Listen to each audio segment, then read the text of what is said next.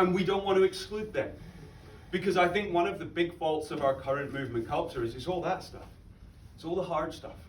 What about the other people who don't get the genetic gifts that some and all of us have got to an extent? So if you can't get to deep squat, we want to try and help, right? So first thing is toe squats. You're going to come up onto your tiptoes and you're going to go down into a squat through there. So whether this is a squat or a crouch, as I say, is up to you, but it's full knee flexion. It's big toe extension we can check here. So hands down, pull your heels forward to check the feeling in your big toe extension. And the big thing you will see is some people will sit here, even in that, and that's a knee jam. For whatever reason, that's their knee joint that's not happy going into the full bent position, right? While you're down here, you're going to put one knee down, take a half step forward. So a half squat's really, really interesting because now we can cut the load right down on this leg, but try and achieve that same position that we're looking for at the bottom of the squat. And again, we're asking, where do you feel it? Because it's an equal stress on dorsiflexion, on arch mechanics, on knee flexion, and then on hip flexion, right? So where is the limitation that they're feeling? Where's the block to them being able to get down to that movement? And how does it compare to one side? And I'm definitely a little bit tighter through dorsiflexion on that side this morning if I really think about it.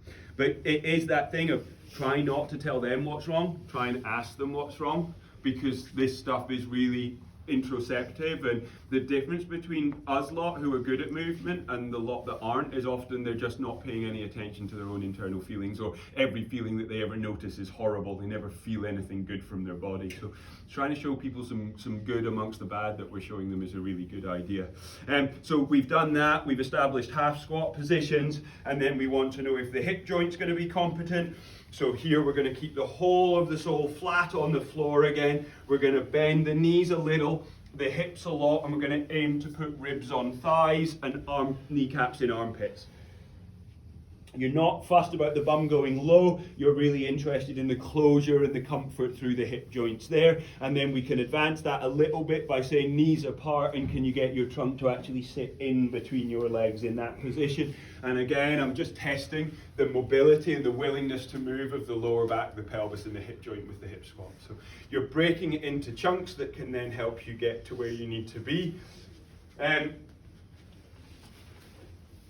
So then we've got like bands as helpers. I've picked on you. Who else has not got a great squat? Yours? I know, no, I haven't picked on you. Oh no, we'll play with that later. Yeah, go on. So show us just, that's full squat position, Patrick.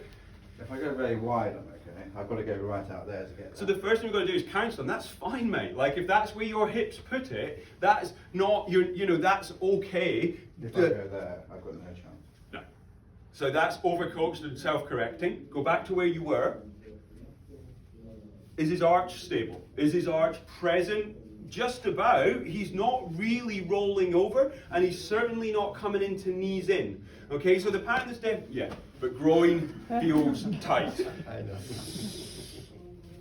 So hold this band and do it again. So by giving some stability out the front, we'll take away a lot of the strength requirements. Does that make it any better? Difficult to say. And then come back up again. Okay, so where do you feel it? Groin and I don't know really. Probably like a compression behind the knees. Yeah, going into the calf a bit, front of ankles. So you've got something a bit one-legged, right? But more there. Come back up again. Something out the front is really, really helpful, but most people know about that. These are really nice, so we're going to just help him out with his trunk stability. And any kind of looped band will work nicely for this. These are nice because you can sort of dynamically adjust the tension as he goes through. So you're going to reach back and hold it. So it goes there. This is now assisting him in closure of his hips. So essentially it's helping out hip flexors and abdominal muscles. Is that nice or is that nasty? Nothing's nice about it. And back up again. It's deeper though. Is it? It looks maybe a little deeper. Hang on, you're going to come around like this. Round to the front like that. Squat down. Pop up on your knees. Sit into it there. Yeah, that's better.